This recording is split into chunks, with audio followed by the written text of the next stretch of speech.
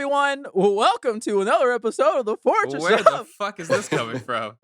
You asked for more energy last week, Brian. Was that enough energy? We're keeping this in. We're not cutting this right here. No. We're keeping it whimsical for a non-whimsical episode. This is a podcast with listeners where we talk about movies and I'm so off my mark now. I'm movies sorry, my bad. and TV and video games and lots of pop culture and nerd things. My name is Oscar. I'll be one of your hosts, and with me, per usual, are two of your other hosts. We got Brian and Devin here today. Woo-woo. How's everyone doing? All the ones that don't have children, we're here. Oh, I've got some fur children. So do you. Some of that are being smuggled by the state. True. Enemies of the state. Yeah. Can neither confirm or deny. Yeah, listeners, the three of us are here. It's a big show this week. Lots of stuff to talk about. So with that, guys, should we hop into our first segment of the week? Oh man, let us do it. News talk. Listeners, before we start, if you want to skip anything, check the time codes, or if you want to avoid spoilers, all that, it's all down there in the show notes. Check that out. First things first, this happened literally earlier this morning. The first trailer for Ant-Man and the Wasp: Quantumania dropped. I was kind of surprised by this trailer in the sense that it was not what I expected, really. When I watched it. I didn't know what the fuck to expect. I kind of expected a little darker, I guess. Oh yeah. It's still very whimsical and trippy, but like also Kang doesn't quite seem villainous in this. Yeah. And they did that on purpose, I feel like. It's the first trailer thing, and then second trailer is going to actually be like, oh, just kidding, he's a dick. Because I thought the same thing. I was like, oh, he's just like, hey, guys, can you help me? I'll help you get out this world. Can you just help me? And then I was like, oh. What the fuck? I guess that's what I mean is that the vibe was not what I thought it would be for this trailer. I don't know. Does Marvel shoot anything in real world, or is it just all CGI at this point? Do they even have sets? Has there ever been a set in the last 8 Marvel movies? Not anymore. Nothing. Not anymore. None of this is real. They were in a fucking box office this entire fucking shooting in the middle of LA.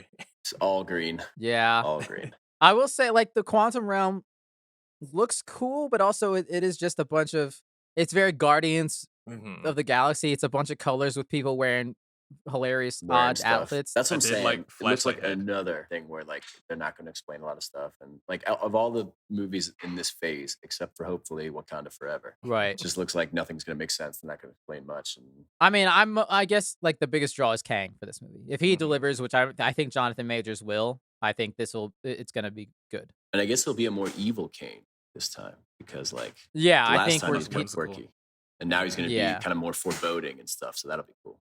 Even though I do love Quirky Kang. He is very fun. He is, yeah. Which I think we get a glimpse of him as Blue Kang for a brief moment in there. So that's kind of cool. I wonder how. That all this is going to be in an Ant-Man movie. I don't like Ant-Man movies. I love how they're going to make people watch Ant-Man, though. They're like, you will watch an Ant-Man movie because it's going to be important. The second one was fine, but like, I don't like Ant-Man movies. Also, half these clips are going to be a different CGI background because they always do that too. I know, right? Switch stuff around to head fake you. But I'm just gonna say I'm gonna do myself a favor and all of us a favor. I'm gonna set the bar really, really, really low because this is like a Marvel phase. What phase are we in? 5? We're about to be in 5 after Black Panther. Yeah. Okay, so this is a phase 4.5 movie. So let's just set that bar real. Just crush that bar real low. Just don't expect anything. I mean, I expect what I expect out of this. Like, it looks good, but I'm not like, I'm excited because of Kang for the most part, and mostly to see how the hell Ant-Man's gonna go toe to toe with him in this movie, if at all. Yeah, I'm excited, and I'm excited to see his fam. I'm excited to see Cassie become Stature, and she looks like she's rocking her suit. The whole Ant-Man Wasp crew. I do have a question that if Janet knew there was an entire civilization down there that seemingly is bad people because she's real worried about them, why would you tell anyone that? Right, until the very last moment to be like, y'all were doing this the whole time? Like, I feel like that's something she should probably just say, like, just in case you're thinking about doing some bad, don't do that. The people that grow small and sometimes go to the quantum realm, you'd think you'd mention that. Yeah, what was the daughter making? She's like, oh, this is like a beacon to like, broadcast our location to people in the quantum realms. That has never been a good idea in comic books. Like, when would that ever be a good idea? Yeah, but it comes out in February, I think. Yeah, was that like 23rd? Yeah, hopefully it's fun. Kang will probably kick ass, so yeah. But speaking of Jonathan Majors, My God, this man is so fucking big in this Creed 3 trailer. He makes Holy shit. what's his face, Michael B. Jordan, look pretty small in this. God damn, I was dude. looking at the side by side. I don't know if maybe he had a different kind of diet because maybe he's doing something else as well. But I think Creed, he's just a bigger dude in yeah, general. Creed he looked really like Michael B. Jordan was huge in the Creed too. He Right. does not look huge compared to this guy. No, that dude worked the fuck out. I like how people say it's been saying it's Killmonger v Kang. That's funny. I don't know. I don't really care about Creed that much. I've only seen parts of 2, honestly. You haven't seen the first one? No, Oh, I the don't. first one's so good, I dude. heard this. I heard It's they're so both fucking good. good. I don't know. Yeah, I'm not a big boxing. I wasn't a big fan of Rocky either. that's fair. That's fair. They're solid movies though. I'm excited. I do wonder if Stallone will make an appearance in this because I know they said he's not in this. But, they say a lot of shit and they lie in Hollywood. So Yeah. if maybe he'll get a cameo, maybe not. I don't know. But it's cool that Michael B. Jordan's directing. This is a pretty big thing for him to be a first-time director on. But I mean, Ryan Coogler, who directed the first one, is also still producing. And hopefully he's been getting some help when actually shooting. Because I know a lot of people complain that they're very peculiar about how boxing fights are shot because you can make it either look real good or real bad. So we'll hope for the former. Mm-hmm. All right, next up, two kind of big horror-y things. It's October, it's spooky season. So we had a Silent Hill transmission showcase thing and a Resident Evil showcase thing. I haven't played either games in any of those franchises, so I didn't have much to say about that. So let's start. I don't know if you guys have anything to say about Silent Hill. There's some cool stuff. They're remaking 2, which I know people are excited Say about. people love Silent Hill too. That's like Mm-hmm. their strongest game in the franchise, I believe. So I'm sure people are really hyped about that, and it looks cool. It looks what I saw the little bit that I guess it wasn't gameplay footage, Right. but what I saw It does look good, though. looked really good. So if they do it the same way they treated Resident Evil, like 1 and 2, like those games are holy shit, they're super scary now when they remade them. I'm mostly just annoyed by, like, they did the same thing Resident Evil did. Why did they skip 1? Right. I guess one's just not as revered, and like maybe they'll go back to if this one does well, one of those kind of things. Right. Mm-hmm. Yeah, it's just interesting. But yeah. A thing I saw that was interesting is that they're making a sequel to that movie from like 2006, like 15 years later. Granted, they're bringing the same director back, and I saw that movie, and it's not terrible. Oh, it's kind of like a cult hit now. A lot of people like it. I think I watched it in college with Jake. He made us watch it That sounds because he about really right. enjoyed that movie. Yeah. Yeah, so it might be good. It seems like it's actually going to be based on Silent Hill 2 rather than a direct sequel. It's going to be a Silent Hill 2 sort of. So they're just going all in on Silent Hill 2 apparently. They're doing the Sonic thing. They're like, people actually want this. People actually want right. this. Let's go. Yeah, Let's make some money. Yeah. And then they had a couple of announcements of new stuff that didn't really have any things. Silent Hill F and Silent Hill Townfall. But the one thing that I saw that was weird, I think Silent Hill Ascension, where it's like a live game, like a live series that you can like viewers can watch and change the course of the events of what's happening and people can die and you're like it's really odd and I don't really know By like voting how or it's something. gonna Like, work. is it like like what was it? Twitch plays Pokemon or whatever, where just like Right. people vote for these things and it happens. I don't know. It's very early on. J.J. Abrams' Bad Robot company is attached to that, but I mean, he's attached to a million things, so it doesn't really mean anything. But it is interesting that they're doing this, and That could be interesting. I'm mostly curious. I do like interactive stuff, but this sounds like different than that. It's almost like American Idol, but you're voting for people's demise.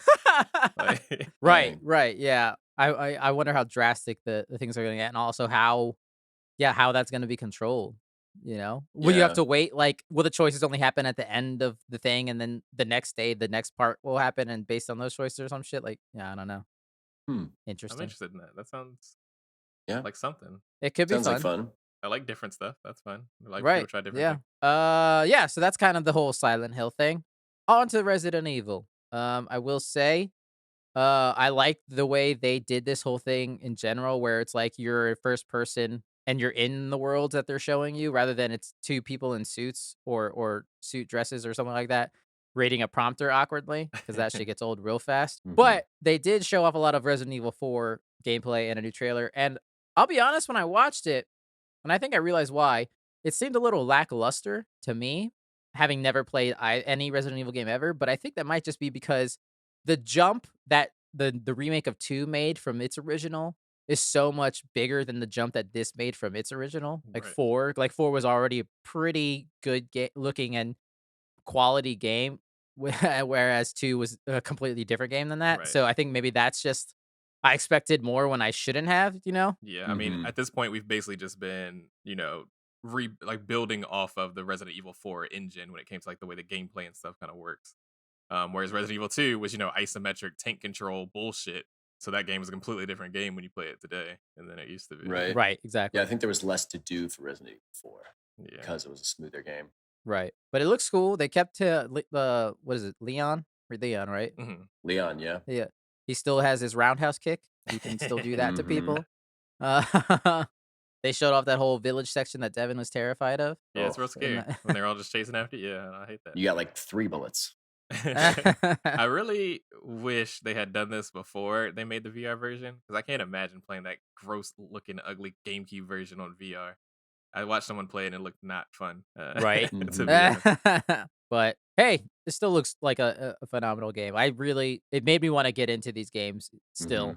But I'm still like, am I missing something if I don't play 1 and I go straight to 2? Nah. It doesn't Not bother me. really. I don't know. The only thing is Leon is basically just coming back. He was in some of the older games and then he just came back to do this to still be dealing with this bullshit. Other than that, it's mostly like a lot of it's lore based when it comes to it. They're like loosely connected, but not completely. So you wouldn't be missing out on that much. I feel like I didn't really feel like I missed a lot.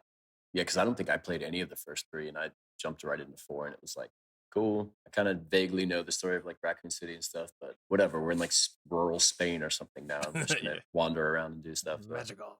I say if you were play, I'll probably start with like 4. Those are the ones that aren't super scary anymore. They're still kind of scary, but like just action. You games. definitely have more things to at your own disposal, so you don't feel so lost like Resident Evil 2 did. I mean, 5 and 6 are barely horror games at all. Oh no, those are just straight action games. They're just action games. Like, but the co-op, I think it's because you can't move and shoot. I think that does really lend itself.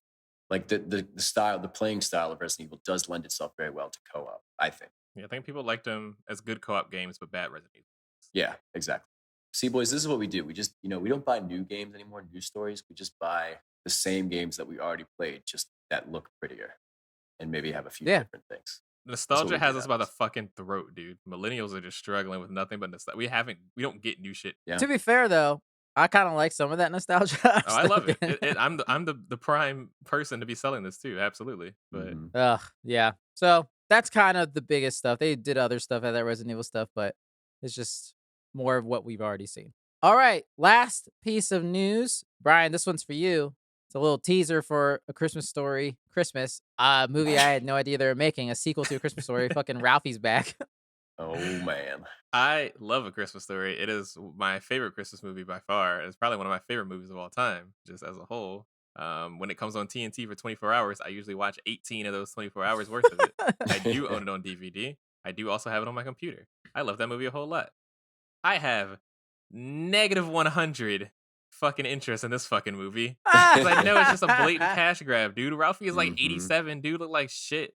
This movie's about to be about nothing, dude. I haven't seen Hocus Pocus 2 yet, so I can't tell you how that is. But it's again, it's that nostalgia shit that it's just like they just want you to be like, oh, I gotta watch this because I used to watch this as a kid, so now I gotta watch it as an adult, just like Ralphie. Like, no, right? I don't care that he buys his son the same fucking Red Ryder BB gun that he got from himself, and then his kid's gonna also shoot his eye out. Like, I don't care.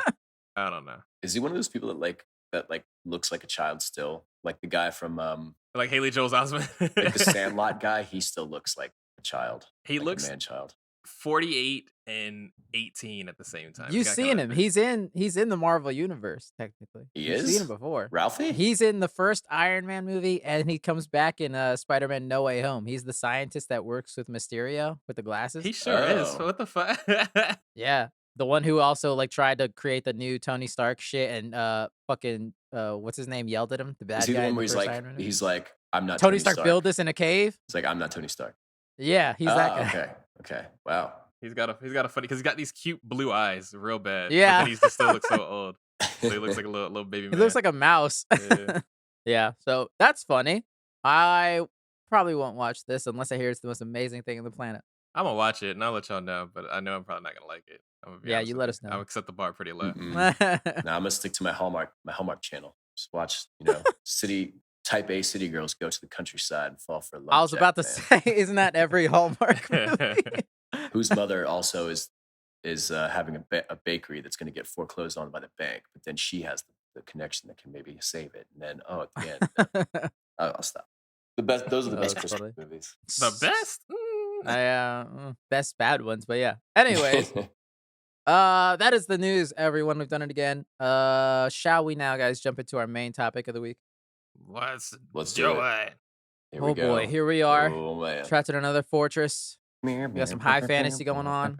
This world is full of shit, and piss, and dirt, and death, and it's a horrible place to live because we're in the fortress of House of the Dragon. They should have changed the theme song. I'm not the only one that was upset about that. There was no reason to do the same theme song. I wasn't upset. I was just kind of surprised. This show has such great overtures that could have been used for the theme song.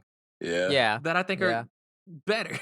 Yeah. If they do more spin-offs, if it'll be interesting if they continue to do that, or if they'll be like, oh, we don't have to use that theme song, or if that's going to be their through line. It's fine to do the whole thing where you're always looking over the overture, the map or whatever, like that. Whatever, I can accept that. Yeah, there's blood. Ooh, look at the blood. But don't keep the same theme song. Yeah, granted, it's different. It's because it's not really like the map. It's just like their house. Basically, it's the incest family tree. Right. I do like how it's like, blood is what makes the engine go. That was pretty smart. Yeah. But also, it's cool. Like the structure makes no sense. Like I liked it being a map more because a lot of times you can be wondering where stuff is. And the map is kind of cool to like see that, but this is like whatever. Yeah, that was a big Lord of the Rings. Also, because it mostly takes place in one place anyway. They don't go very far. Yeah. Yeah. Plus, we all know the map now, except for wherever the fuck the stepstones are is, which I don't know. But also, listeners, we're talking about House of the Dragon.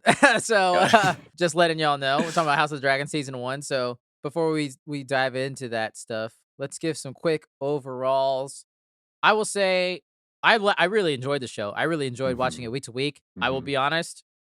It's a soap opera. It's 1,000% a soap opera. It's a high end, one of the most expensive soap operas ever made. But that's not a criticism really. It's just different, and at the same time, it is a shitty world to live in. Yeah.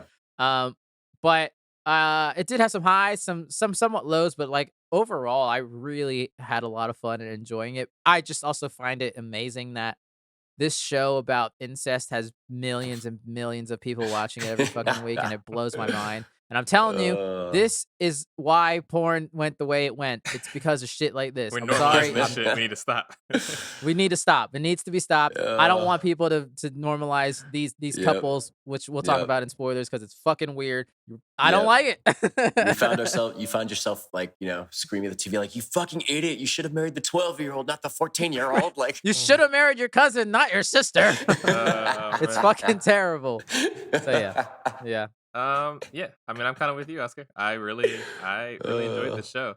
I do think there's definitely some weak points that kind of carried over from Game of Thrones a little bit. And we'll kind of get a little bit into it when it comes to like the way the plot moves and the characterization.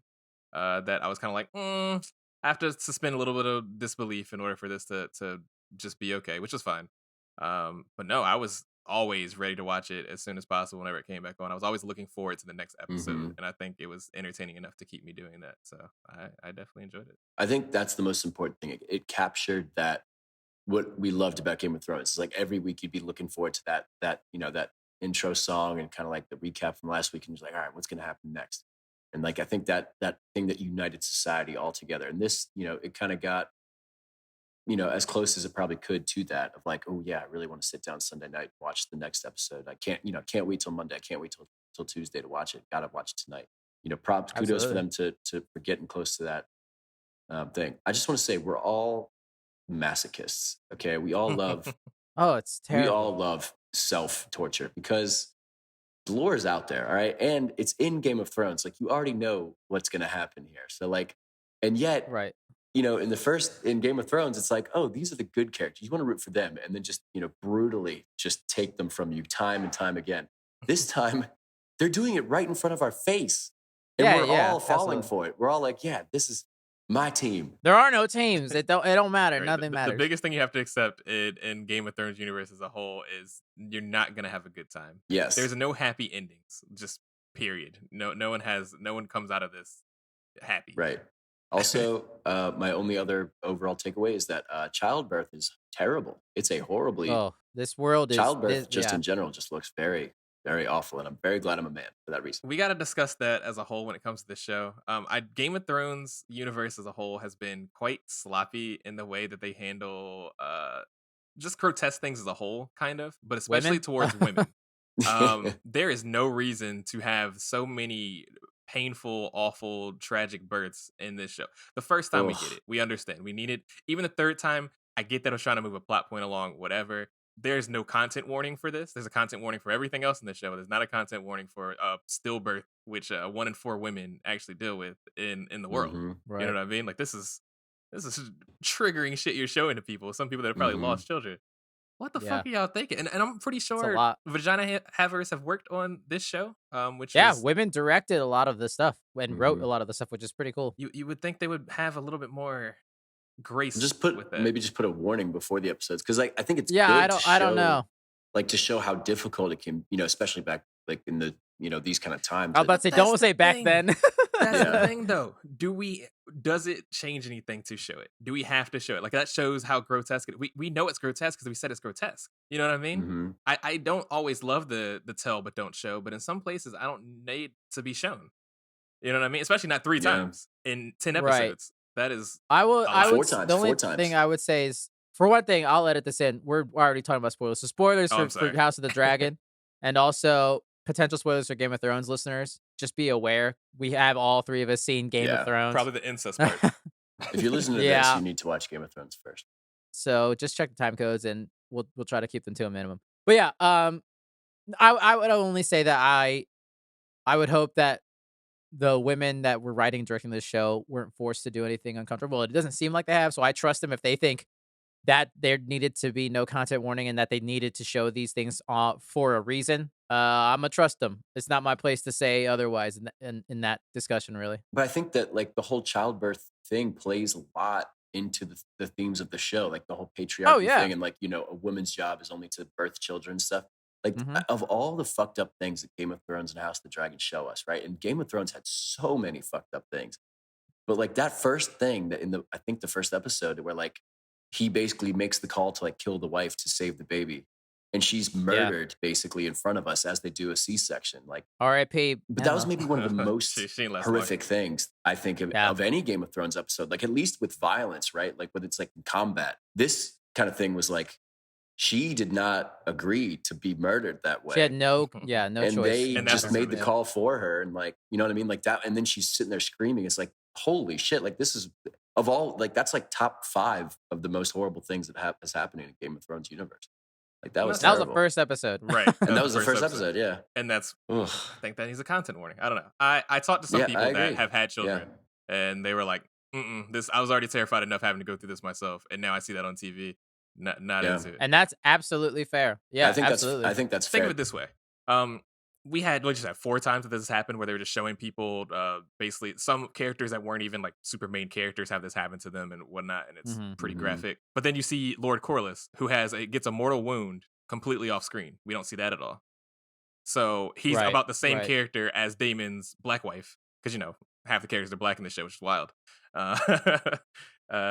And then the one of those things is shown and the other one isn't. It's just kind of like, maybe you could have cut that one. Maybe that one wasn't needed if we also didn't see Corlys get mortally wounded the same way. Mhm. Like, you know what I mean? Like, Right. I don't know. Yeah. I don't know. I Yeah. do think that they've always had an issue with that, and I think it's the HBO being too HBO, where they're just trying to be like, we Yeah. want to just be really fucking edgy. Yeah. Yeah. Which, granted, I will say they've gotten better with this show, with the representations of women and sex scenes towards women. Everything, they have done a lot of work towards that, as far as we know, and also just having representation of women behind the camera as well, which is always a good thing. This book and story as a whole is very woman centric, which is very interesting. Mhm. I don't know when fucking George R.R. Martin actually wrote this. I assume within the last 10, 15 years, but was it like 2015 Yeah, or it's- something? I can't yeah, remember. I feel like it was fairly yeah. recent, and I think that's super cool. I just want to do better by the women. No, not that's hard. yeah, absolutely. Yeah. Mhm. Yeah. But yeah, so that's we were gonna talk about like listeners, because obviously we can't get through 10 hours of content in the short amount of time we have. So we're Says gonna try to who? hit Let's get the started. we'll be here for the next 6 hours.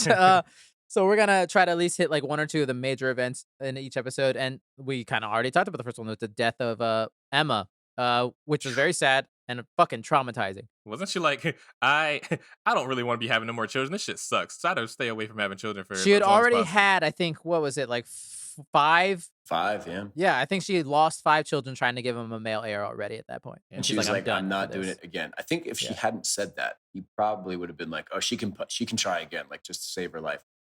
But because she had said that, he's like, well, this is my one chance, so see ya. Like, I mean, granted, I think she probably would have died either way, sadly. Yeah, I think so. And they did state that to kind of make Viserys not look like bad yet, which they do this, they do this a lot in the show, where they want to, it looks like something that would make the character look really awful, and then they kind of switch it up to make it like, he had no choice. And it's like, Oh, we'll talk about a lot of changes they've made to make characters, like from changes from the book that they've made characters look better than they are. And that's kind of how it felt with this, where he's like, well, you have a choice to either save the son or you save no one. It's like, well, the fuck? I gotta try at least one of these things. Right. It's right. This whole story is about how much of a fucking idiot Viserys Targaryen is. All right, this guy is a fucking piece of shit. Like, that's a very interesting take that you got going on. He's yeah, so that's very stupid, man. You know, he's probably the nicest dude in the realm, though. What is his title? He's literally he's a Muppet. He's dumb. He's probably the best person in this show, though.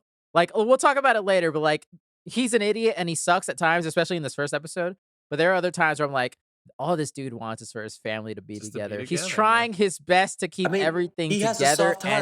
But why do you have such a big damn family when you named Rhaenyra? You knew Rhaenyra was going to have a hard time, with her claim. And then you go off and because you just saw, a 14-year-old, okay, in her mom's dress. Devin, I'm not saying that him marrying the 14-year-old is good, but it's I will say he's the only one that didn't fuck his family. Except technically, I'm pretty sure Emma was his sister. Yeah. Well, I don't know if it was Other sister, than that, he didn't need to get remarried though. He could have spent the whole rest of his life just preparing Rhaenyra for her reign, and he didn't do that because he just wanted to get it in. Like, it's like, bro, you are a clown. I mean, it's also that, and I think he was very selfish in picking Alicent, which, but also. Yes. He knows that he's trying to keep the realm together. He is literally just trying to keep everything. In what fucking way is he doing because that? He knows that if Rhaenyra is queen, war will happen. He's like in 2 different minds about this shit. He's like, and I'm not saying like I'm not trying to cover for him. He is a dumb shithead he's another, a lot of the time. Stark, and that his honor is the reason that he fucking loses everything. Is that he's too busy trying to be honorable instead of just making things easy for himself. He should have spent the rest of his years just preparing Rhaenyra to be queen, and then like You're absolutely step down and not have a whole nother family. Because holy shit, dude, like that just I mean, didn't he not get talked into that as well when it came to marrying Alicent? Like, I mean, Otto was definitely setting those roots there. Homeboy just wanted to play with his Legos. That was really what he was into. The only thing he wanted to do was sit in his little room and play with his little Lego city. And then people kept annoying him to do things. All that man wanted to do was chill with his family and play and live his life. And then everyone was too fucking hard-headed and, Everyone's trying to throw their fucking infant child at him to marry. We're basically in episode 2 where he gets a proposal from Corlys and Rhaenys about their daughter Laena, and it's just like, she's like 8, bro, and he's just like that walk he has with her is so awkward. Oh my god, it's so cringy. She's like, it's okay. Terrible. You wouldn't have to bed me until I'm at least 14, and he's like, oh god. He's like, that's good, I guess. It's so gross. Yeah, I don't like this world. This is not what I'm into at all. Jesus Christ. No, this world's gross. It's fucking terrible. Meanwhile, her dad's sitting there like, yeah. Like, right. It's all of this. It's just dads being shitty. Otto Hightower is just chucking his daughter Alicent. Hey, go put on your dead mom's dress and go fuck the king if you can. It's just like, this is awful. It was funny that the timing of that line was funny because I was like, when he said that, I was like 5 minutes before he said that, I was like, Hightower seems like a good dude. Like, he seems like he's like going to be maybe one of the honorable characters. And then that scene happens, like, all right, fuck this. I'm out on this guy. Like, shit. That man was always shrouded in darkness. I knew he was up to no good. Right? Yeah. Ugh.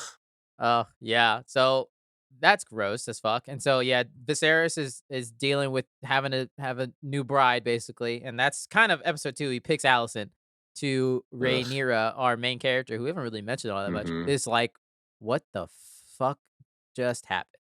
That's awesome. Great. Fantastic. Marry my best friend, you weird bitch. The fuck? Yeah. The first major time jump of the show happens in episode 3. We get to 3-year time jump, which let's quickly talk about. How do you guys feel about the time jumps overall? knowing the book made it not feel so bad. But I feel like if I didn't read the book, or well, I didn't read the book, but I feel like I didn't know about the book, I would think pacing was kind of weird. I agree. Because the way the attachment happens with some of these characters, then it's like, oh, well, that's gone. Okay, didn't know that's coming. I liked it though, because it was like obviously not all this stuff would happen in like a few weeks, right? And like things would like like Rhaenyra having a baby, or like somebody dying or something like that, right? Like that's the kind of events that would like bring them together, kind of make the conflict happen, right? So I kind of like it would be the plot, yeah. It was, but it was a little jarring where it's like you got to reacclimate to yourself to each time around. Because there's definitely some jumps where I was like, damn, I wish like this one, for example, this 3-year jump. I would have loved to have seen the very next scene with Rhaenyra and Alicent when she finds out that her dad is married. Right. Like we never get that conversation. There's a lot of stuff later that we don't get. And I'm in two minds about it in the sense that I wish I had seen that, but also a lot of people complained about Game of Thrones not following the book. And this is these people following the book. They followed these events sort of to a T, but it's like, so you can't complain when it's like, did you want them to fill those gaps in with their own material or not? Right. You know? Right. And also like you know how that's going to go. I feel like that's the thing I like about the show. They did a very good job of doing, show don't tell, right? In my opinion, like they did a lot of like, they give you enough context to kind of fill in those gaps, right? Because like what Rhaenyra would say to Alicent in that conversation after. They don't need to put it to screen. See it sometimes, Yeah, but like they don't need to put it to screen because they what it's going to be like, and then and then their relationship changes, and then boom, 3 years later, now we're back again. Yeah, it's. I understand both parts of it, and I'm still not exactly sure how I feel because I didn't want it to be a slog when it came down to it. But then that's the thing as well. It's like if you went into this blind and didn't know that this is supposed to be mainly about like the big families and the children, you'd be like, why the fuck are we just going, this many years past this so quickly? Right. And it comes to a little bit of holes when it comes to character development, where like some characters, and we'll talk to it when we go through like the next time gap. It's like, you really held a grudge over this for this long? And for like a decade? And we're just not going to talk about like why that, like, did anything happen between these 10 years that made you continue to be this hateful? Exactly. That feels weird, but it's supposed to be like, don't worry about that. Who cares? I was like, I do. Right. Yeah. Exactly. Because a 10-year grudge is a long fucking time. Listen, that pussy go dumb, dude. Like, yeah, so this 3-year time jump happens. Alicent's had kids. She's pregnant again. And then Rhaenyra hasn't spoken to Daemon in years because Daemon decided to go fight in the Stepstones, which my biggest issue with this bit of the story. I don't care that we don't know who the Crab Reader is. You don't know. He's got like one line in the book. He's not very big, and that's why he's not very big in the show. But the fact that they couldn't do this exact plan in the course of 3 years, like it took them 3 years to get people out of a hole. What the hell were they doing? I call BS. And then the plan was dumb as fuck. The plan was just like, hey, so we're all going to go in there, and then Damon's going to solo 27 people because he's a fucking superhero. All right, go. It took us 3 years to figure that out? The fuck? All because Damon got mad because he just didn't want to help. He's going to dodge about 80,000 arrows. He was so fucking green that he was like, no, I'll do it myself. Why have you been sitting here? We're low on rations. Yeah. I want to go home, bro. This sucks. What the fuck? I got dysentery. That was the first big plot point where I was like, y'all suck at war then. Like, I don't know what the hell y'all were doing. They're like, oh, they keep crawling into the holes and we can't get in there. Is there like dragon, food in there? Bro. Do they? You have a dragon. It's like, do they have like years worth of food in those caves? So. Like, how deep do they go? But either way, I'm just like, 3 years is a long time to hold out. Like, what the hell? And I feel like with the dragon, you could just get that dragon, like, and his dragon, hey, the dragon head, he has one of those ones with a really long neck. You just stick his head in there. It can't really kill you. Right? And just blow some fire in there. You're going to burn all their oxygen up because it's a cave. I mean, fuck them. It definitely should not have been that difficult. No. Which gets into something later we'll talk about, actually, speaking of David. But anyways, yeah, it was in this episode where there are constantly times where I feel bad for Viserys because he's constantly just trying to keep his family together, mostly when all these people are trying to proposition Rhaenyra to someone. And he's just like, oh my God, can you just leave me alone for like 5 minutes, please? Just leave me the fuck alone. I'm rotting. I've got fucking leprosy. I'm slowly turning into a zombie. Can you just leave me the fuck alone? Play with my Legos. Let me play with my fucking Legos. Right. That was the funny thing about Viserys. It's like, oh, he's going to die next episode. He'll die. Oh my God. And then he would still be alive. And you'd be like, my okay, man's next a fucking episode. trooper. Let's go. He's the Tom Brady of this world. He like, just will not quit. He cannot live another episode. He's still there. Literally half of his face was gone, and he's still his arm alive. is gone. It's just so funny because so many characters like definitely were like black don't crack. I ain't never aging, even though it's been 10 years. And this man just gets zombified more and more every episode. Every and it's just like 5 but then minutes. he's the one that survives everybody else. Somehow he's the one that just doesn't die when everyone else is dying. And it's like Yep. Just the oldest. He's Damon's brother, and Damon is the same age for this entire Which is funny because Viserys is only supposed to be 53 years old when he dies. Damn. Spoilers. We're already in spoilers. Man. Yeah. He's only supposed to be 53 years old. Wait, so I think he was only Daemon? king for like 16 years. That was a rough 53. How old is Damon? Is he like 40 or something?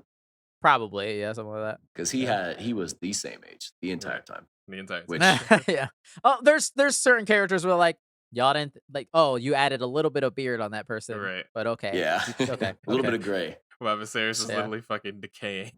Man's hair is Right. falling out and shit. But I do like how we're over the course of these episodes, and in this one in particular, we talk about the Song of Ice and Fire and the dream that because we learned that Targaryens, there are dragon riders and then there are dreamers, and dreamers.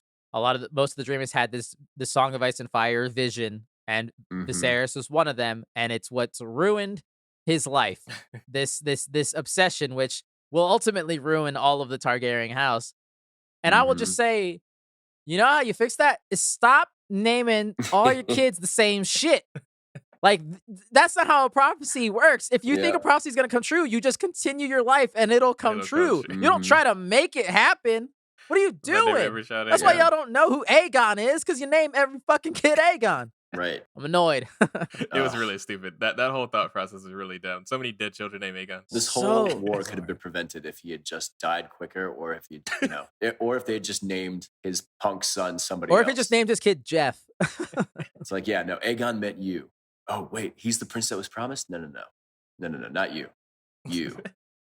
Yes. Yeah. That milk of the poppy be making you not thinking straight. That's kind of like a theme of the show, though. Like a lot of like little tragic things that happen. That's like, this could have gone so differently if this one thing hadn't played out this way. And because of like little decisions or like, people's fears or whatever. Like, or people just being real fucking dumb. Right. Or manipulated. I mean, I think there's everyone's brainwashed. Oh yeah. But there's a good. I mean, that scene where Otto Hightower's talking to Alicent, he's like, you got to pray for mercy if Rhaenyra, rises to the top, and that shapes her whole worldview. And that's why I don't entirely hate Alicent. And I think that's also why these first 5 episodes, like they didn't need to have this almost this entire season. They could have started the season with that finale, with the 2-part finale, maybe.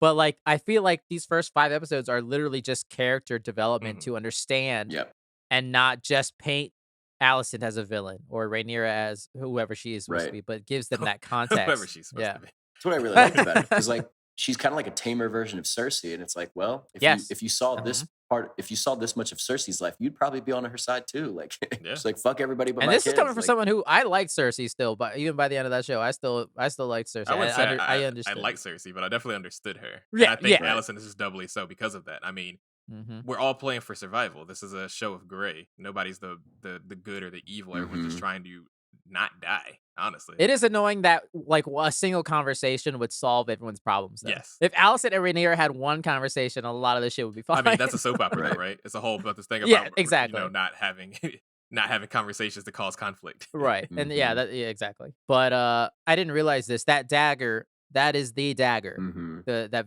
Viserys has. That is spoilers for Game of Thrones listeners. That is the dagger that will soon get to Littlefinger at some point. That will soon get to Arya. That will soon get into the chest of the Night King and actually fulfill it. So it does work out. Aegon's vision. It does work out. 72 years later, they said. All right, so episode 4. Which I like to call the most uncomfortable 15 minutes of TV I've ever seen. Hottest uncle niece scene in TV history. This was Damon, that is a child. That's a child and also your niece. You are the worst kind of pedophile. I hate this so much. And that's the thing is people are still like, no, I love their relationship together. What is wrong with you? This is what I hated every single moment of their relationship ever on screen. Every single moment from adulthood to childhood to any Stop it now. No, Brian, it's okay. You just see, it's the Targaryen way, man. It's just normal for them, okay? No, we're just gonna normalize incest here, okay? It's fine. It's what they like. Gross, and I hate them. I hate them all.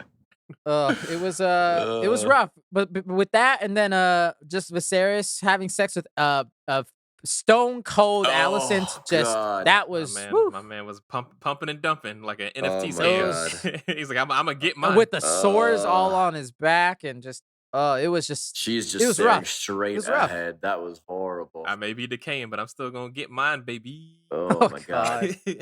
That was terrible. God. That was absolutely terrible. Yeah. So and then just Damon's manipulation of, and also it's just because Rhaenyra's into it. She likes her uncle. She always has been infatuated with him. She's so into it. She doesn't find it weird at all. She's like, yes, this man is fucking sexy as fuck. I won. If you grow up where you're supposed to fuck your family, I understand that. Yeah. But also, he's like 1,000,000 years old and you're 10. Please. Yeah. I think that's what throws him off. He's like trying to shock her or something, and then when she's into it, he's like, okay, this is weird. Goodbye. And he just runs away. There's a lot of stuff like next week will be a whole podcast conversation about Damon's impotence. Damon is the peak of never let them know your next move. This man is always just like chaotic evil in every way, shape, or form. He's an agent of chaos. Not even scene to scene. Within the same scene. He just decides that he doesn't want to do this thing anymore, so he just doesn't do it. Not even between episodes or anything. That literally scene to like within the same scene, word to word. You never knew what he was going to do next. I loved that. Like, is he going to murder this person? Maybe. Is he going to laugh with them and like help them up? Maybe. Is he going to, just crack a joke? Also, maybe. You never know. Never know. I understand why people like Damon, but like, I like seeing some of the stuff he does, but I don't like him. No. He's still a dirtbag murderer. Everyone in this is horrible. I like to attribute it to the incest, just making his brain be broken because he's an incest child. Oh, yeah, absolutely. And I think that's why most of these characters are fucked up. Everyone is a weird incest baby and they're all fucked. Yeah, I wish they would bring more like note to that of being like, this is why your brain is so stupid and you're so angry all the time. Because you're literally an incest child, bro. Yeah. You're not supposed to be born. That's why you have so many stillbirths, because you're baking in the wrong fucking oven.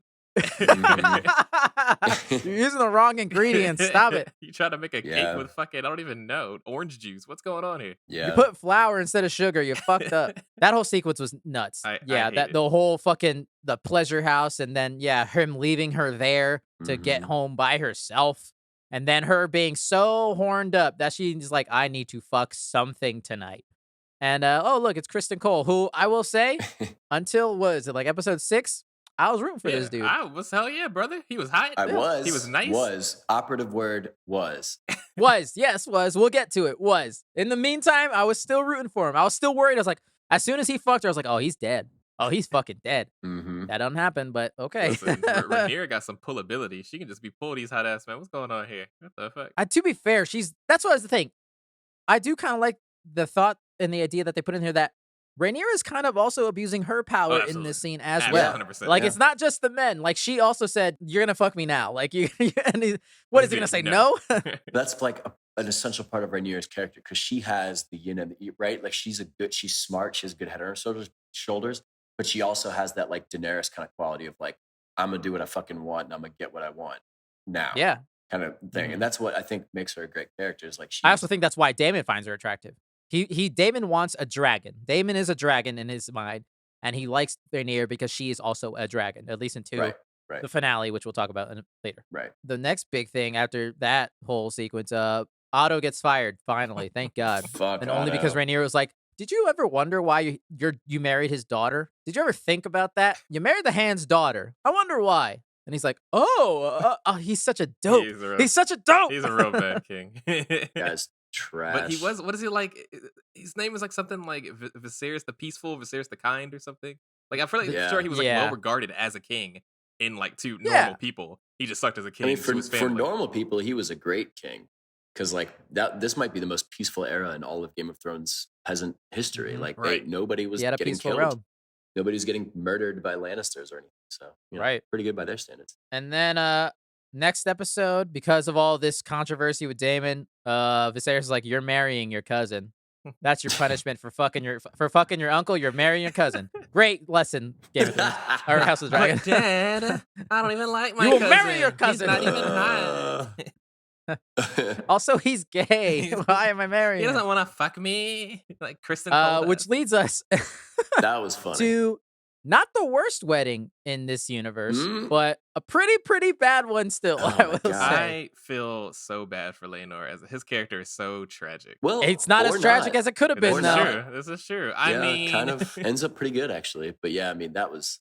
But that guy, I don't know. I still don't understand what was his name. I can't remember. But Joffrey. Oh, was that his name? Joffrey? His name was Joffrey. The one that Laenor's lover? Yeah, but the fact that he had to like say that, like they could have just ignored Kristen Cole and everything would have been okay. I mean, the thing was he was being a shithead for the sake of being a shithead. I don't even think he really meant much by it.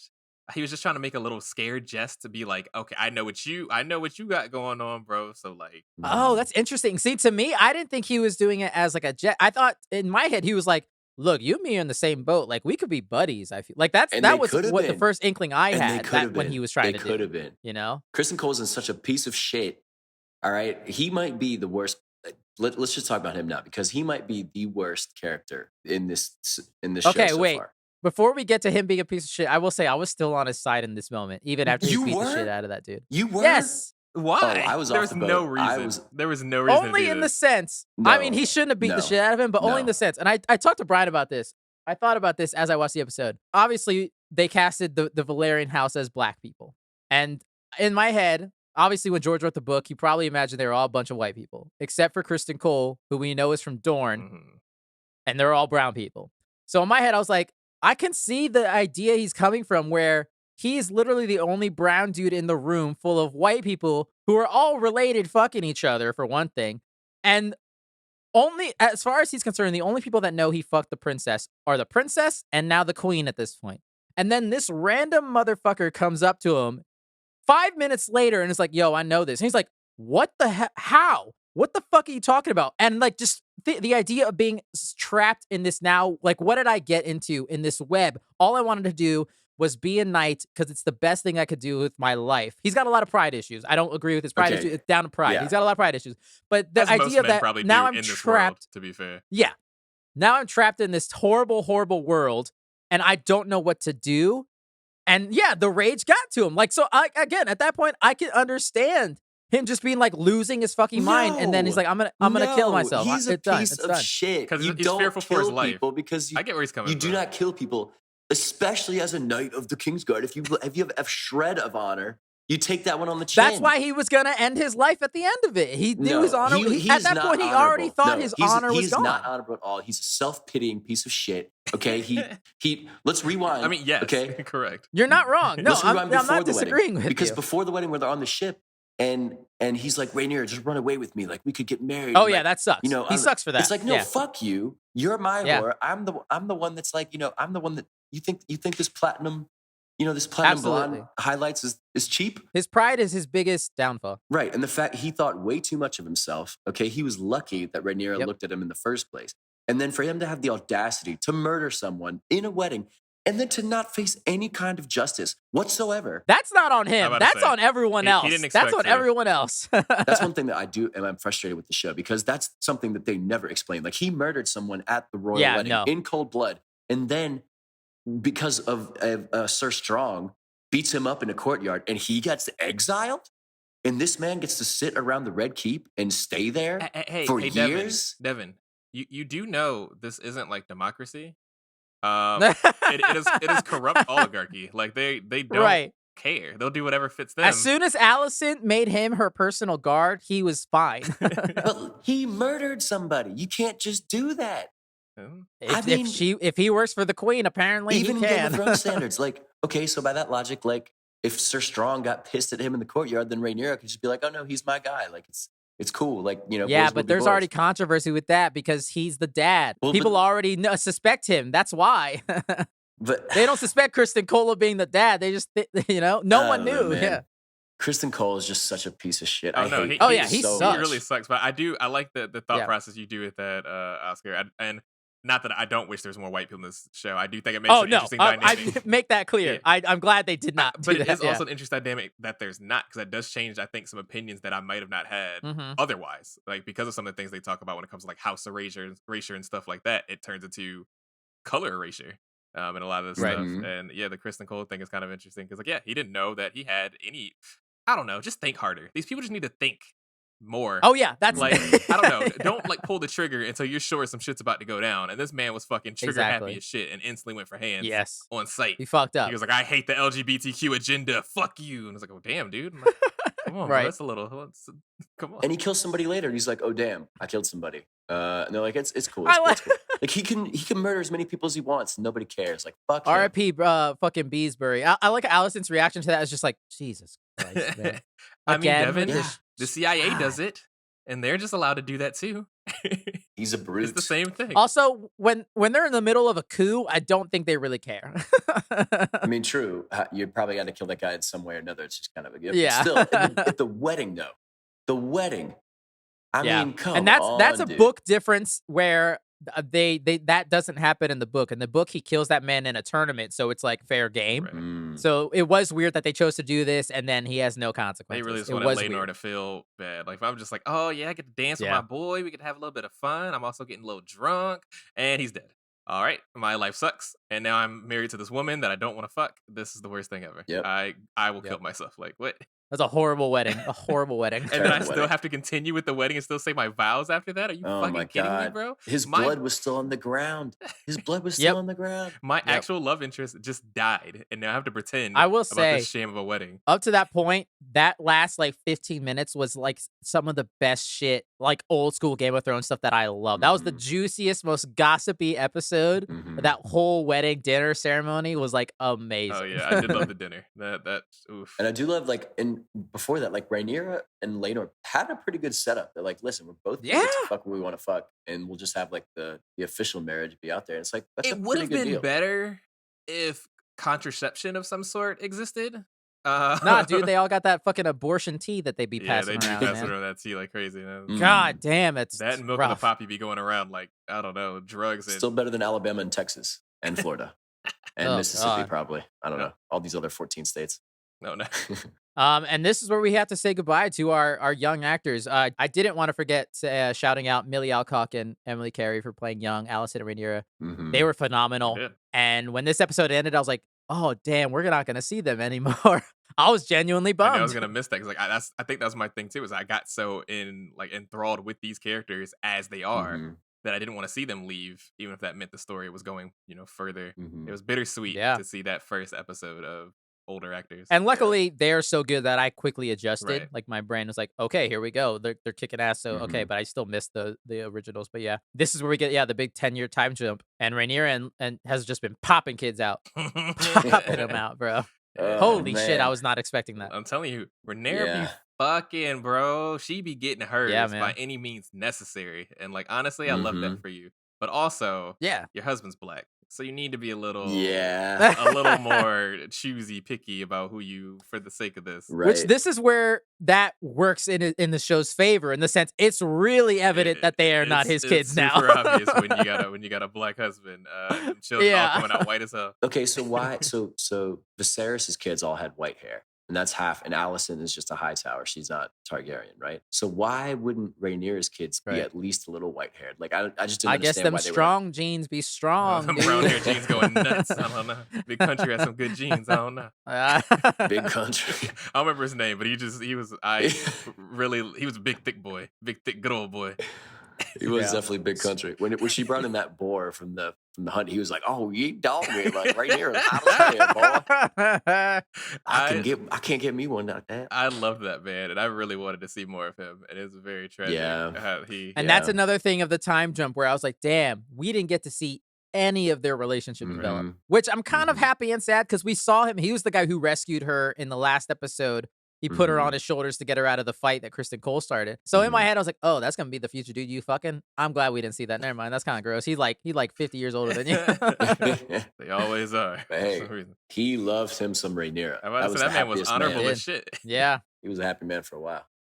But yeah, it's very comical anytime that the Valerians and Rhaenyra's kids are all in the same scene, and it's like they are absolutely not Valyrian. Like that is just hilarious. No. Like yeah, it's nuts. Rhaenyra's like, "No, you're not bastards." No, like even the kids didn't believe it. They're like, "Come on, mom." Like, come on. Yeah. That guy's my dad. Like, let's go.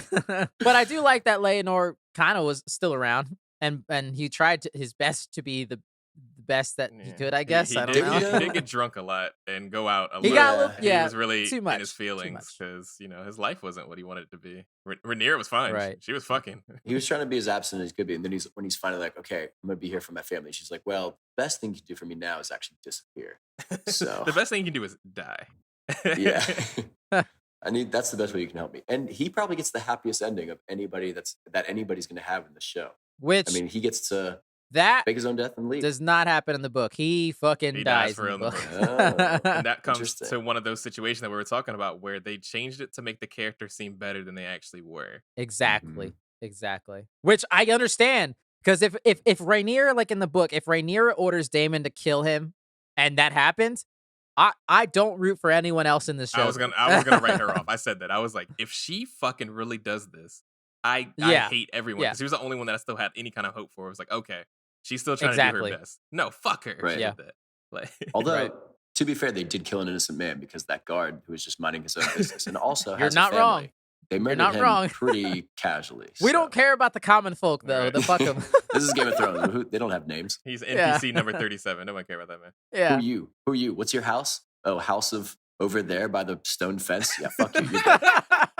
House of Stone Fence doesn't exist. Do you even have a anymore. flag? Do you have a banner for your last name? No.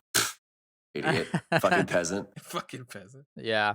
Yeah, so that's basically the end of Laenor, and we jumped ahead, so because the reason that happens because Rhaenyra and Daemon get married. Gross. They get married and fuck the day of Laena's funeral. Ooh. Daemon's now dead wife. Which yeah, they got married. Gross. Why does everyone think Daemon's the hottest dude in the world? He's got don't a fucking get it. looking face. He is a goofy looking guy. Matt Smith is a funny looking fits, dude. though. Killed it though. He killed the part. I'm not gonna He's a great deny him. actor. Great actor. Funny looking man. But Yeah. the death of Laena, also different from the book. Tragic as fuck. But I am Mhm. happy she went out in her own way. Yeah. As opposed to Emma, who didn't have a choice. Yeah. Right. Exactly. She said, no, I'm a fucking die by dragon, bitch. You can see Vagar's like, I don't want to do this. Yeah. Right. Another character that I wish we spent more time with. Fucking Yeah. badass. Like, come on. Mhm. I Yeah. want to see more of the badass Yeah. characters do things other than die. Yeah. Mhm. And then another death, Laris. We find out Minnie Littlefinger is Ooh. a fucking nutcase. Yeah. Foot Kills guy. his own damn family for just cuz. You know, just fucking cuz. God Mhm. damn. He said mini little finger. Interesting how he hires some footmen to Oh, no. some highwaymen that could be described as footmen to do the dirty deed and make sure that his father and his brother couldn't step and use their feet. I don't know. Oh. He's a foot guy, everybody. Okay. we Yeah. did skip a little bit about Daemon just real quick to talk about his wives because his wives live to die and how that was different from Right. the book of his wife falling off the horse that we just randomly met. Right, yeah. He wasn't even supposed to be True. there, I don't believe, in the book. And then in this, Yeah. he just pops up and just like, hey, by the way, I want to fuck other people. And then suddenly her horse gets scared and then he picks up a rock and it's just like insinuated that he... Right. Which I Mhm. do love the way they do that in the sense that, yeah, he doesn't have a single line of dialogue in that scene. And I Mhm. think that's a cool nod too, because yeah, apparently in the book, it's not said that he does it. He does technically have an alibi in that he wasn't in that location, but like he could have sent someone, he could have flown on his dragon there real quick there and back. So it's kind of vague about who Mhm. You exactly just learned killed that she her. fell off of her horse. So yeah, so I kind of like the fact that he didn't have an actual line of dialogue in that entire scene, and she dies. You know, so I thought that was kind of Mhm. interesting. Yeah, Yeah. make him more Yeah, maybe he's nefarious. just gonna help her up. Then she just tragically fell again. You know? He tragically fell like, Which I'm also like, Damon, your wife's hot and a hunter and dope as Mhm. hell. What? Stop trying to fuck your Oh, so you're just not family, man. Rhaenyra. But I think that's God. why he didn't like this because, Damn. like, I think it's another one of those things where like she didn't want him or something, and so for that reason, like, oh well, you're a bit. Like, it's like like that getting rejected at a bar. Like she wasn't into Damon, Right. so Damon's like, well, fuck, I'm better than you. Like, you're just ugly as hell. Like, it's like, no, I just wanted better than you. Right. One real quick thing about Laris. If you're gonna kill people and set up like a network, don't put your own symbol on your men. He has a That's lot of the symbols. dumbest thing you Yeah, could do. the You're bees. stupid. What are you doing? Yeah. Anyways. Yeah, so Rhaenyra and Daemon fuck at a funeral. People were very excited about this, and I don't know why. Whatever. Mhm. I don't like it. I still don't like It's it. the same people that root for like Anakin and Ahsoka to have a romance. Like, I'm Ew, sorry. I What's didn't know up? that was a thing. Yeah, some weird Tumblr people got you. I'm pretty sure that's a thing. Oh, she's also like a child, so I don't want to get into that. We're gonna just move on from that. While this is happening, one of the crucial things, Aemon, the little shit lunatic, steals Vhagar. Yeah. No one respects Lena at her funeral at all. No. Yeah, she gets no respect. They're all about taking her shit and fucking her husband. Like, what the hell? He's also the most overpowered kid of all time. He takes on like 4 other kids and is just slapping them all to the ground, and then takes. Although I do like when all those kids get him on the ground and just kicking the shit. That was funny. Yeah, when they all get it one time. No, my favorite part was a power move. Go pocket sand. Get him. I can't see. They were fucking that kid up. No, it's funny because until this point, the same way you said that you didn't hate Kristen Cole, I didn't hate Aemon up until this point in Willie Stole Vhagar, where I was like, he seemed like he was a kid that was getting a lot of shit. And I was like, well, damn, I want him to have a redemption because he shouldn't be getting all this shit. He should be strong too. Yeah. Turns out he's a psychopath. And it's like, damn, man. Yeah. Why do you gotta be a psychopath? It was a bit jarring in the sense because even in that episode, it was jarring because like there's a moment he goes up to I think it's Luke or Jace, and he tries to like say like something at this funeral. They just lost their aunt or whatever, like, and they're trying to like he's trying to console, but they don't know what to say, and like he hasn't really been mean to anyone, and then as soon as he gets a dragon, he just turns into a fucking maniac. Yeah, he's a dick. I was like, what the hell, man? That taste of that power. It tastes pretty good. Shit, it got cheese on it. Yeah. Jesus. Also, man, like, can we have a retirement age for dragons, man? Vhagar just needs to sleep on a beach. Like, Vhagar's done, dude. Like, just leave me alone. Is Vhagar done? That man big as shit. The fuck? Oh, it's a girl for one thing. We gotta be clear. We'll get letters. Oh, no. It's like, man, just leave me alone, dude. Like, just let me eat some seals and eat some seals. Right. Vhagar big. I mean, Vhagar was there. I think wasn't Vhagar one of the sisters of Aegon the Conqueror had that dragon? Like, Vhagar's an old fucking dragon. I'm pretty sure. That's another thing they didn't do very well. It's explaining all these dragons, I would say. All the names. The names of the dragons and the names of the children just go by, and if you miss it forever. The dragons just sound like medicine for mental health. It doesn't sound like names of anything real. Like, it just sounds like depression meds. This is Robitussin. Yeah, if you got Cyrexis, I got NyQuil. Cymbalta has a great writing. He needs a writer. Who the fuck is Cymbalta, bro? Fuck. Yeah. I need to get on my dragon Tylenol. After that, we do get a great scene of when shit hits the fan a bit and Alicent tries to stab Rhaenyra. Oof. And she's just like that was a great scene. I'm not gonna lie. And like she's like, give me your little child's eye right now. That whole shit was so unhinged. To be fair to Alicent, she was just pointing out what she's brainwashed. But she also was not wrong. Like, they were not Laenor's kids. Like, and everybody knew this. Like, she's basically pulling Ned Stark with just, a little bit more self-interest. But like, it felt, I mean, she was getting fucking gaslit, basically. I mean, everyone's so delusional. It's like, do you need to respect the lineage? And then it's like, them bitches is white. Yeah. But at the same time, it also feels like Alicent is coming from a place where like, well, I didn't get to fuck anyone. I had to fuck this this whole time. So why does she get to fuck anyone? And you so should it's have like got a gay husband. Sorry, it's okay if other people have sex. I mean, she could definitely. I mean, Kristen Cole, she probably could get that anytime. But no, I know Larys wants it. The funniest thing about that scene was that Viserys, like, somebody tells him straight up, like, everybody knows that Rhaenyra's kids aren't Laenor's, and he just is like, who's spreading these lies? Like, he just completely ignores it. Like, he's just completely he's trying so hard to keep his family together. But that led to the best line in the show, where who was it? Was it Aegon that said it? That was just like, look at them. Oh yeah. Oh, it was like, damn. He's not. And Viserys wrong. is like, no, all you bitches are wrong. And that's where being black makes it so much funnier, I think. Because like, we would notice like they have brown hair or whatever. Like, oh shit, they have brown hair. But it's like, these children are white kids. And her husband's black. That's crazy for you to gaslit people and tell them that that's a fucking real lineage right there. What are you doing, ma'am? Yeah. Also, like, a wild move of Lord Corlys. And this is one question I wanted to ask you guys is like, does your name matter at all if it's not your actual people like going on? Because like if everything goes well, right, then Lucerys or whoever is going to take over, that place. Just basically has his kids, and then in the long run, clearly to Corlys it does, because like in history, the whole line of history doesn't remember blood; it remembers names. But it's not your lineage anymore. It's not your people. It's not the people that are going to have your same, like tendencies and stuff like that. Like his sons, or his grandsons, whatever. It's not going to be your people. So like, does it matter? Like, I don't know. It just seems kind of. And that was the thing that kind of made me have conflicting feelings, and I think they added an interesting dynamic with once again the race thing. Where it's like, this isn't just house erasure anymore, where it would have been like, if it was just all white people, we'd be like, we just forget the Valyrians existed, whatever, that's fine. But it's like, no, their children are gonna no longer be black. You'll start having white Mm-hmm. kids, and then Mm-hmm. Yeah. that's just like you're gone. Your blood is gone, like literally and Right. figuratively. The Valyrians wouldn't be Targaryen. They wouldn't be Valyrians anymore. They Right. wouldn't be from the blood of all Valyrians. So Which it's like, does it really matter if your name lives But on? at the same time, there's still Lena and Bela there. Like the whole like they're Mhm. talking all this shit because but that's why I don't agree with Corliss's brother Vaemon when he freaks out. It's like, one, I don't think you have any children, Vaemon. So who's gonna take over after you, you dumbass? And two, Well, it gets you no have bitches.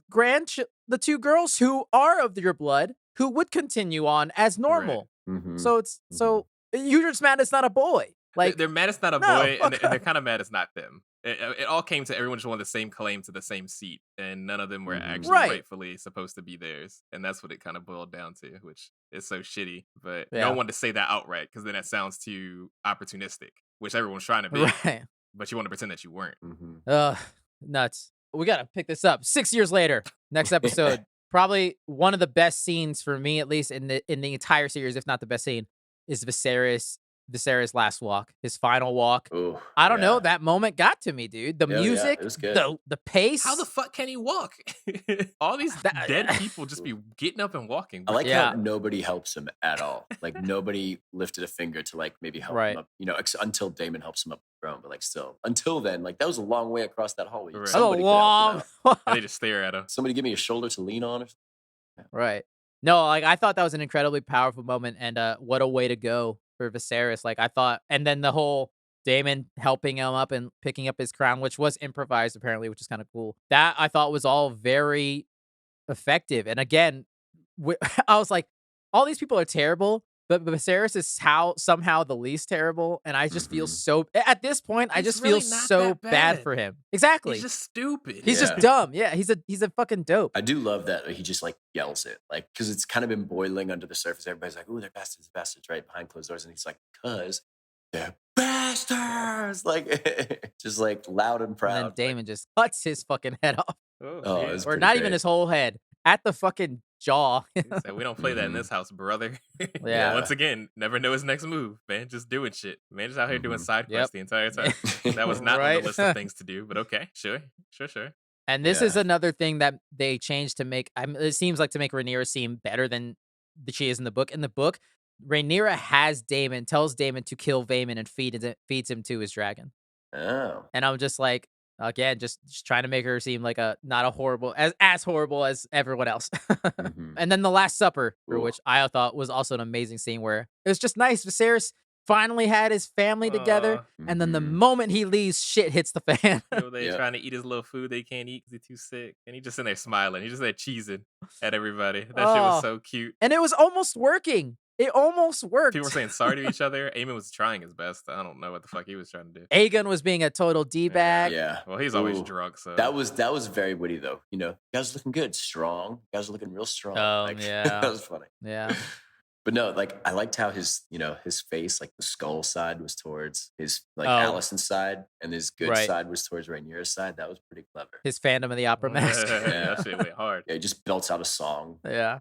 I do think it was so funny when cuz like Aegon is like making fun of Jace and being like, have you ever been with a woman, yada yada yada. Granted, he's married at this point to his sister Helena, which gross. Space Cadet. Yeah. First of all. Okay, I'll take it back. Besides Viserys, Helena is the nicest person in this world. She's just a weird bug girl who wants to mind her own shit. She is real crazy. I like The Helena. dragons under the floorboards. She just let y'all know. There's a beast under the floorboards. Yeah. All right, ma'am. You Yeah. go to bed. Yeah. Good night. But I did like how Jace's one up to Aegon, who's been making fun of him. He's like, "Hey, Helena, you want to dance? You know what I'm gonna do to make you look weird? I'm gonna dance with your wife, who is also my aunt." I'm gonna show her basic decency and respect, and maybe show some attention because Aegon is a complete piece of shit. He's a giant piece of shit and a rapist, and he sucks. Yeah. He's a horrible human Yeah. being. Didn't really make this connection, but I love when Daemon stops Aemon from just starting the fight, and Daemon is basically looking at his reflection. And also, they didn't even make it that subtle in the sense that Aemon and Daemon are the same name, just move the D from the beginning to the end. And it's like, I got you, George. That is very smart. And that's why that casting in the update is so funny because they definitely wanted to make them have the same ugly ass chin. Because because those some funny looking actors for sure. Yeah. And then we have to say R.I.P. to our the good King Viserys taking his last breath. Saying some nonsense on some Milk of the Puppy. Can you speak Yeah. transparently, bro? I know you high, but like, come on, dude. I know you're seeing God Also, right like, now. would you really take that as like, I guess you would, because if they're on their deathbed, you're like, oh, this must be really important. It's like, dude, the dude doesn't even know where he is. You take it exactly how you want to take it, is what happens there. It's like, oh, it's his dying wish. Okay, we have to. Also, at that point, Rhaenyra has a kid named Aegon as well. True. It's so dumb. It's my It's all Aegon. so dumb. And that's the thing. It's so People dumb. try to think that it was her misinterpreting it. It's like she interpreted exactly the way she wanted it to be interpreted. Because it self-services. It helped her. Yeah. And that's the kind of thing that is unfortunate. Because like she wasn't wrong in what she said, but she definitely changed it to feed her own ego. And that's what has happened the way that it did, which sucks. Because most people don't even believe that he said it at all. They're just like, motherfucker died. You killed him. And then just said this shit. Exactly. He did. I like how in the next episode when the coup begins, Otto's like, oh, he said that? Oh, that works in my favor because we're going to do this shit anyways, but that just helps. Initiate plan 37. And it's like, we had a plan already? Wait. Right. Which was nuts. And then old man stood up for himself. I don't like this plan. You all fucking suck. He dies, of course. Not from old age. You got to respect somebody who's not afraid of dying of very violent ways that lives in the Game of Thrones world, just knows how that works. Right. Like, you gotta respect the guy who's willing to stand up for his you beliefs. believe your shit. And I fuck with that. That's admirable. It's stupid, but it's admirable. Yeah. True. I definitely thought the same thing was going to happen to our homeboy, Graham McTavish, who played the Knight of the Kings. When he took that cloak off and said, I'm done. I was like, shut the fuck up, bro. Don't turn your back to these people. Kristen's right there. He's going to kill crazy. Also, they're like, oh, we got to lock down the whole castle. We can't let Rhaenyra know. And it's like, but he can just walk out, I guess. Like, yeah, we'll just let I him don't go. know. And he's definitely going to go tell her. They respect him. He's respectful. The only thing I have to say before we get to the Rhaenys controversy, the only thing about this whole coup that I hated, the showrunners and George did a terrible job of helping us out and telling the difference between Sir Eric and Sir Arik. Yeah. Who are twin brothers, had the same haircut, basically wear the same. You could have given them two different hairstyles at least. Like, what the fuck? Nope. Terrible They're actually the decision. same guy. They just like did the Parent Trap thing. It's horrible. Yeah, I had no idea who was doing the right thing and who was doing the not so right thing. It was the same guy. It's so dumb. Same motherfucker. That was bad. That was bad. Let's talk about Rhaenys not saying Dracarys and ending this whole show. Oh my god. So this was my thing, talking about the weakness that we had in Game of Thrones. I knew it. I knew I was gonna have an issue with this. I was watching it with a friend, and I was talking about it as soon as it happened. I was like, this is my issue, where they make people do dumb things just to move the plot or make cool things happen. Also, this doesn't happen in the fucking book. So this is also doubly stupid. You did it just because you want to have that cool moment that people will tweet about. And I hate when we do this in TV shows. Stop making things that you just want to be tweetable. Do things because it makes sense. Rhaenys' character would have never been so stupid to break out, bust through the shit, and then just look at you and go, bye, bitch. The fuck? Yeah. And then they try to like sloppily write over that by being like, well, it wasn't my war to start. You're part of the war now. Yeah. What the Also, there wouldn't have been a war if you had just done it. The war would have started and ended in that room. There wouldn't have been a war. It would have been done. Yeah, that was a really stupid thing, and they made the character stupid just to make something look cool, because they said they wanted to make her character look cool because she doesn't have much that happens with her. Right. But like, if it wasn't her where to start, okay, they're gonna come for like your actual grandchildren, Bela, Exactly. and the other girl. It's like, going they're to gonna be. come for them. I mean, now their lives are in danger. Corliss's lives are in danger. Like, she joins the war anyway. So stupid. Exactly. So stupid. Exactly. That was so stupid. I remember a lot of people complained about how like, oh, she killed a lot of people in that room, but didn't kill the bad people. I agree and disagree in the sense that I don't think anyone's good in this world, so I bet you all the common folk were all like she probably killed like at least 200 rapists in that room anyways. They all suck. They're all horrible human beings. They're all people that Damon cut the dicks off in the first episode. Yeah, they're all bad people. Listen, I got forced in here, bro. I was just over here watching some TV, hanging out, drinking my milk of the poppy, because you know I'm always hot, boy. Let's go. I get forced in here to go watch this random people that I don't give a fuck about. I'm king now. Give a fuck, bro. I want to go back and screw my whores. Come on, dude.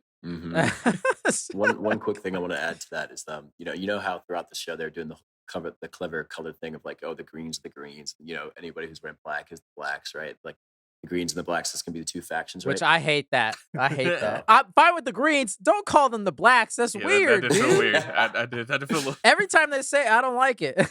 Well, anyway, I just thought it was nice how they had Aegon, who's getting crowned king, also wearing black, because he too was on Rhaenyra's side because I love that moment where they pick him up. He's like, bro, I'm a piece of shit. Like, I don't want it. Like, just let me go somewhere. He's just and like me Aemon's for real. I wouldn't want to be king. Just let me go back to my weird child fighting pit in peace. Let me go jerk off in the window more, okay? Yeah, Not get yelled at by my mom Jesus. to hate my cousins. That shit was so funny. She's like, wait, you could be king, Aegon. Or like, Rhaenyra's not gonna let you be king. He's like, okay, she can have it. I just want to jerk off. I'm just trying, Mom, I'm trying to bust a nut right now. Come on, in the I'm just window. trying to live my You life. ain't even hit post nut clarity yet. Come on, Mom, give me a second. Jesus. Also, don't touch my face. This is weird. I have my hand on my dick right now. Ugh, this is gross. This was the moment where I was like, this is a great soap opera, but it's not great writing and Not good writing. That was Yeah, a she miss. should have said Dracarys the fuck out of them. Dracarys. I am just so happy that she survived. I was Yeah. so worried for her this whole time. Right. And that takes us to the finale, which is, I will say, just off the bat, the ending definitely felt like this was a part of one big book, like it is, in the sense that, like most Game of Thrones seasons ended where a book typically ended, so it felt more like an ending, whereas this felt more like a cliffhanger of an ending, Mhm. more than usual, in the sense that people were sent out on missions that we didn't even get to go see Right. yet. So I was like, This is oh, mid-chapter that we ended. yeah, that was interesting. But I still enjoyed it, but that was my first thought. R.I.P. Luke, dude. Fuck. Yeah. Fuck. I feel like, but that's Ugh. that's kind of a fun thing that, like it wasn't really. It seemed like neither party really wanted to hurt the other one, but they were both trying to like wrangle their dragons under control. But the dragons were like, I don't really know how to fight another dragon. Oh, the dragons went rogue. Yeah, the dragons kind of both went rogue, so that was kind of interesting how they made that. I feel like and maybe you guys can correct me if I'm wrong, but in the book it feels like Aemon did kill him on purpose. No. I think Oh, if I no? remember this, I didn't read the book. I'm just going off of what I've read and heard and other things. I think it's They find the body later. I thought no, I don't think they find his body at all. I think his Oh, he just his disappeared. body is in sea, and they never find his body. And I think Aemon was just there, but I don't think there was ever a fight though, from what I can remember. Oh, really? Yeah. I thought there's like something about leaving Storm's End is like risky. Maybe. Ooh, it's a it's risky thing to implied that do. he killed him, but I don't think it's implied that it was an Okay. accident. I think it is 100% was on Oh, purpose, okay. but he never like admits it to whatever. But I think it's one of those things like Right. everyone knew, kind of like when Daemon does bad things. Right. And he right. also could just say nothing because like there were no witnesses. It's not like he has to be like, well, I killed him. Yep, hand up. It's And like that's what I kind of. he definitely could have just died. It's weird the way they've played with Rhaenyra and all these other characters to make them seem very much like they have like, still a humanity. But then Aemon had so little humanity for so long, and they chose this part to make it seem like he still had, you know what I mean? Like a little bit of like, Right. oh, like what the fuck did Mhm. I It's do? so and it's dumb. like he's never felt that way. He's been a sociopath for the past Right. 6 years. We've seen it happen. Mhm. So it's like Exactly. why Yeah. does he suddenly have empathy randomly? It's like that thing where it's like, oh, I guess even though he looks like he's 30, they're still children. He's still a Mhm. child in that moment. And that's a very childlike thing to do. Be like, oops, I didn't mean to do this. But it's like, at the same time, Aemon, what the fuck did you think was going to happen when you were Mhm. chasing him? Did you think Vhagar would gently grab him and put him on the ground so you could take his eye? Like, what were you thinking? and that's why I think that was another bad writing thing. That I just don't think that they painted Aemon's character like he would have any sort of like he wanted to kill Luke. He's been wanting to kill Luke. It was Mhm. never just a bully thing. Aegon was bullying. He just wanted to be a dick for the sake of being a dick. Aemon Yeah, wanted yeah. to kill those children. He hated them ever since what Mhm. happened to him. Right. It's very obvious. He's very cool and calculated in everything he did. So to have this random like unbinding of his character to be like, oh shit, I wasn't cool and calculated. I don't know what to do. It just didn't fit his narrative, at least the way that Right. they Right. painted it to me. So I get that they try to say, well, Right. this is him finally losing his last bit of childhood. No, it's not. That man lost that shit ages ago. He lost it as soon as he stole that fucking dragon. Are you kidding me? Mhm. Like, Yeah. so I don't know. That felt weak to me. I didn't like that to try to make him sound like he's still a character worth saving. Yeah. I just kind of like the idea that he had a look that I fucked up. Uh-oh. Yeah. I fucked up. Yeah. I may have started a whole entire war. Oh, Oops. Yeah. yeah. Yeah, I definitely did not see that, but I see that coming. But I will give props to Luke before that, because if it were me and I showed up at Storm's End and saw Vhagar, I would not have continued This my mission mission. is I done. would You're have like, "All right, I'm dipped just gonna the turn around." fuck This out. mission is done from the beginning, brother. Yeah. Yeah. Ugh. I would have been deuces. But I give him props. He went in there and said, "I'm gonna do what I was told here and sent here to do," and he dies But for it. that was a bad plan from the start, though. Like to send children to do like a diplomat's work. Oh yeah, it was Like this terrible. kid is like 12, and you're telling him to like negotiate with like a big lord. Like It's bad funny to do idea. diplomats work, but then also use intimidation tactics by riding on your dragon. Should have just sent those fucking ravens. True. Less intimidating when there's another bigger dragon there. Right. It's also a weird thing. Like that's a change from the book apparently as well. That isn't, I don't think, great in the sense that only reason this happens in the book is because Rhaenyra just had her stillborn pregnancy, and she's too weak to ride, Mhm. which they fuck up in the Mm. show by showing her ride her dragon when Otto shows up. So Oh it's like yeah. that's her reasoning for sending the dragons and her kids to go because she can't do Right. it. But if you see her ride a dragon, it's like, oh, that's an odd choice. The amount of Man. times these women have given whole ass birth and then just gotten up the same 30 minutes is crazy. Yeah, They stay having yeah. to do shit after they fucking. The queen wants to see you now. She wants to see you this Oh minute. God, But that yeah, was gross. man, she should have burned Otto Hightower right. I was like, every time they have a dragon around Otto Hightower, I'm like, who cares? Who cares? Who cares? Like, please just kill him now. All of them. I mean, Ugh. Damon wants to just kill everyone. He's like, let's just fucking kill everyone. Who cares? We got all the dragons. Which maybe he's right, but at the same time, I don't really trust Damon with battle plans, considering he couldn't kill a dude in a hole for 3 years. Absolutely. I don't trust him at all. They'll all be wiped out within the hour. But he's just like, that's the thing. We already seen that he's not the best at one-on-one fighting because he lost to fucking bum ass Kristen Cole. But It goes back and forth though, because he soloed half those fucking people on that island a few Exactly, years earlier. yeah. So I don't know if he's good or not, to be honest. he just wants some spice in his life. He's tired of singing to dragons and raising dragon heads. He wants some action. Which is why I think he, like, in a horrible scene where he chokes Rhaenyra, I Yeah, that think was weird. he's pissed. He's pissed because he thought he married a dragon. And instead he realizes she's more like his brother than he wished she was. Yep. And she just wants peace. Yeah, she's smarter. Right. She's not just gonna go in there heedless. So Oh, it's funny how you call her smarter, but you thought Viserys was real dumb. Anyways. listen, he was a dickhead. He was No, thinking he with is his real dick. dumb. He is real doing, dumb. He was doing all of his king's work with his dick. All right, like, oh, I just Yeah. want some more kids. Like, that was dumb, dude. The only last thing I really have to say is I'm glad Corlys is alive and we got to see him one more time. Mhm. I like that actor a lot, and I'm glad that Yeah. somehow he survived. Right. Still Yeah. not really sure what his wound was, but I mean, he walks with a cane now, so that's cool, I guess. Whenever they do that in Game of Thrones, it's like, well, that person's gonna be back. Because like, they kill people very intentionally on screen. They would have ripped his head in two or some shit if they wanted us to know that he was dead. Right. Yeah, exactly. Right. And I hope that there's still more developer with Rhaenyra and that she's not just like the Mad Queen now. Right. Because I don't know if it's all there for that yet. I don't Mhm. know, bro. If there's anything that would make you, I think everything she does from this point forward is 100% warranted and okay and makes sense. Yeah, absolutely. But in the same way, like it's just annoying when like literally like 20 minutes before that they're all praising her for having restraint, Right. and then it's like, oh, God damn it. I mean, God you damn know what it. we love to do. We love to make the character that's really tragic Right. and has a hard life and then make them Mhm. just completely break.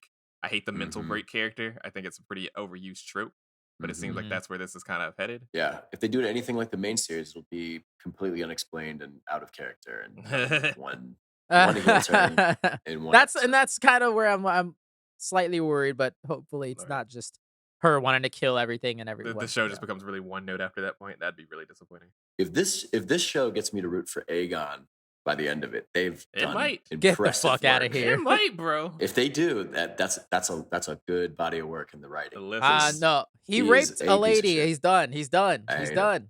Yeah, we're all going for Aemon. she should have burned that whole podium. Granted, there's very few people to root for in this show. I was about to say, True. I mean, we kind of know how this all ends. We've heard the story. Mhm. Right. Yep. Either way, everyone's gonna die. Yeah. Ugh. But I think that's pretty much House of the Dragon. There's a lot, listeners. We missed a lot. Also, there's a lot of dragons, and I actually had to look up to see whose was whose because man, there's a lot. I just don't care. I just haven't left it to them. They just tell me which ones they have.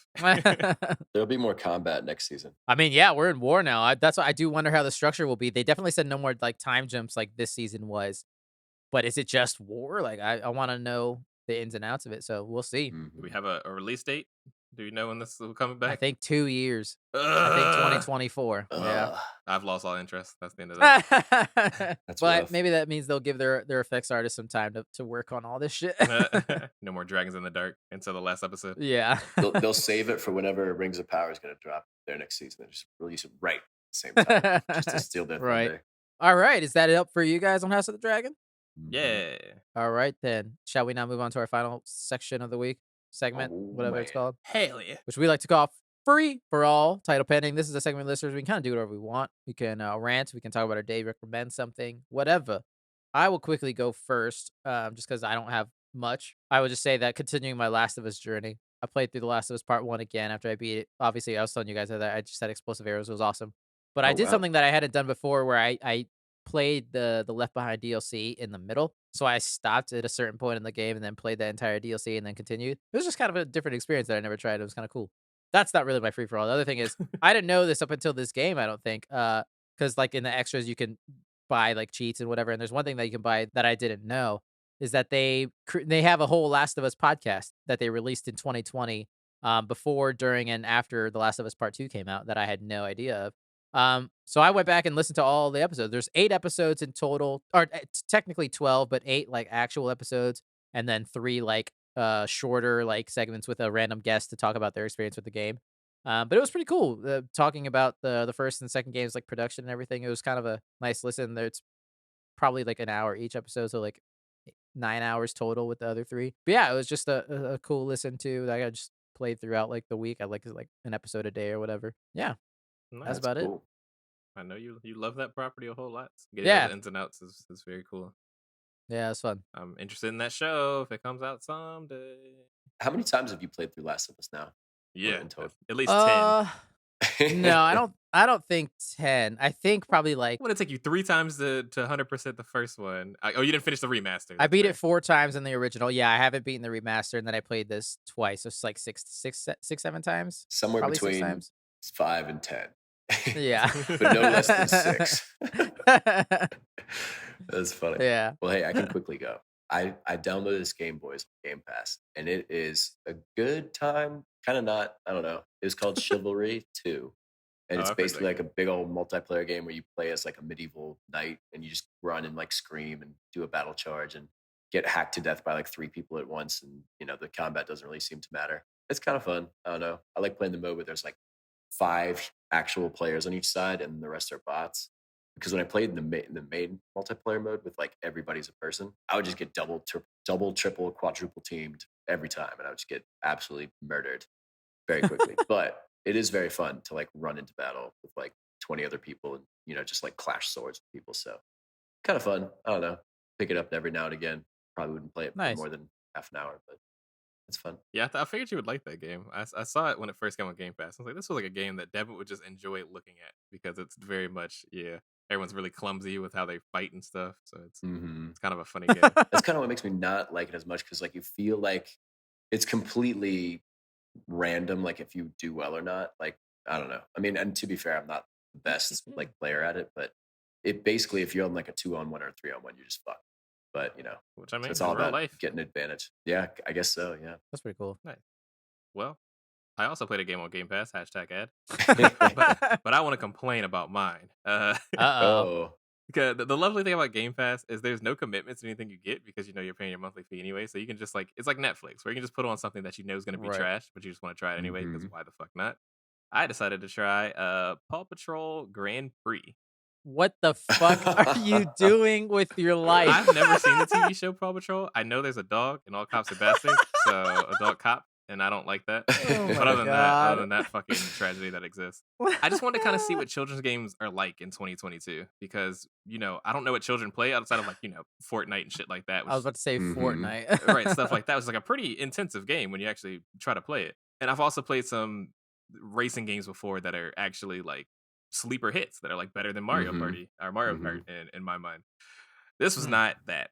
This this game is so incredibly disrespectful to children and the mental capacity that children have. And I know it's probably for children that are like maybe, toddler age, maybe 5 to 7, something like that. I don't know. Old enough that you know that a controller exists, but you don't know all the buttons. Mhm. This game explains everything to you. like you are the stupidest thing to ever exist on this earth.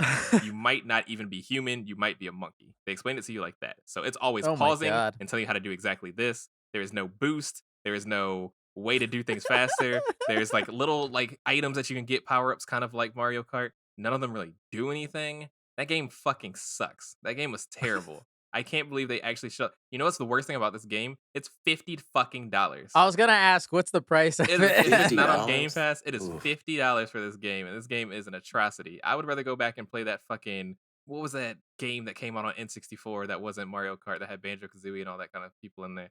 Oh, fucking Diddy Kong Racing? Yeah, Diddy Kong Racing. Yeah. That game's way better than this game. This game's worst game ever. I would hope so.